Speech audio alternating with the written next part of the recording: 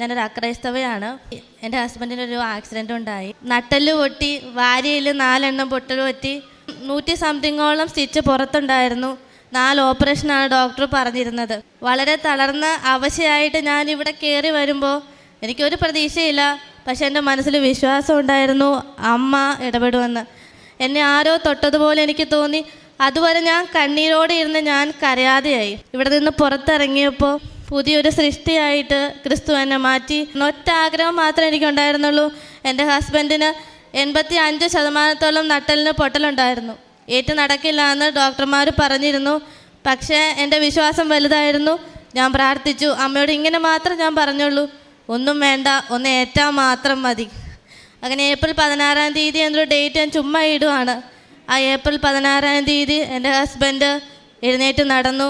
4 ഓപ്പറേഷനാണ് ഡോക്ടർമാർ പറഞ്ഞിരുന്നത്.